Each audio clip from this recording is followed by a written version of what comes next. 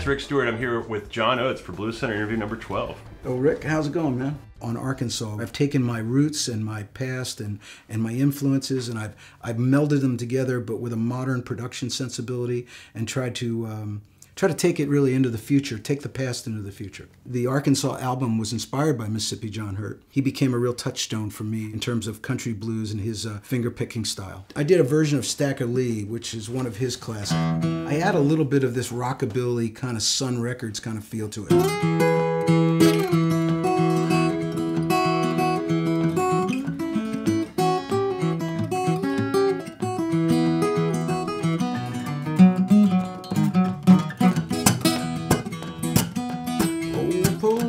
Officer, now how can that be? You can arrest everybody, but you afraid of Stacker Lee. He's a bad man, cruel old Stacker Lee.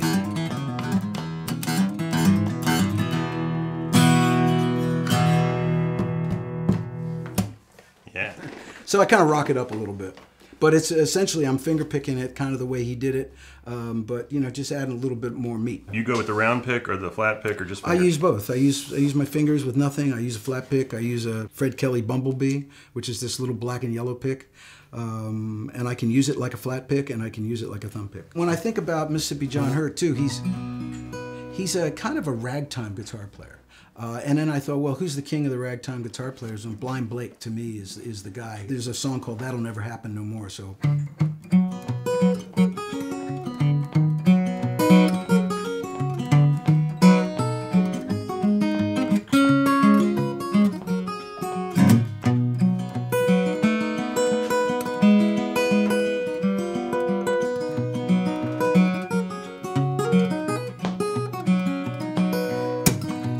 Girl in the cabaret said, "Pretty papa, are you going my way? A man knows what it's all about. He was waiting at the home just to throw me out.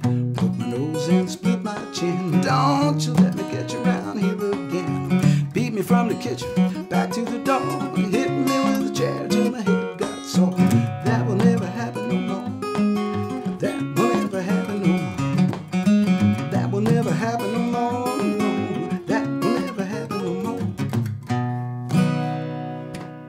Nice. Little Blind Blake. The greatest producer we ever had was a Reef Martin. There's no doubt about it. He produced our first two albums, A Whole Oats and Abandoned Luncheonette, for Atlantic Records back in '72 and '73. He set the bar, as far as I'm concerned, for what a producer should be and can be. When I walk into a recording studio to this day, I like to run my sessions exactly the way a Reef Martin ran our Abandoned Luncheonette session. The riff that still grabs me is I Can't Go For That. What was the story behind that song and how the riff actually gets assembled? That song came about in the most unique way. We were in the studio at Electric Lady Studios. The band had gone home. Everyone was gone except Daryl, myself, and the engineer. And Daryl actually walked out into the middle of the room. His keyboard was set up, had this little drum machine on top of the keyboard, and he literally just hit the button. It was Rock 1. It was a preset. It was no, you know, very simple groove. And he started playing this really cool bass line, you know, boom, ba-doom, boom, boom, boom, boom, boom, boom, ba-doom. And he went, "Hey, John, quick, get your guitar, come on. I got this idea." And he said, "Here, play like this, you know, kind of muted thing, you know."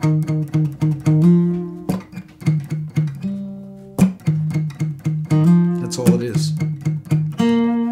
And that's the whole thing. And that riff is iconic at this point, but it was basically just this simple little thing that rhythmically worked really well with what he was doing with his left hand. James Brown, in Night Train, says, "Don't forget New Orleans, home of the blues." What do you think he's really talking about there? It's like the roots of an amazing tree, and the trunk is the Mississippi River, and you know it emanates from New Orleans, and it comes up the river, and along the way through the Delta, as it stops on its journey north, the music evolves and changes, and and you've got your Delta blues and country blues, and it hits Memphis and becomes a little bit more urbanized and a little more slick, and it evolves into Stax and Volt, the great Memphis blues that came out, and finally gets up to Chicago, where it evolves into this thing that people know as Chicago blues.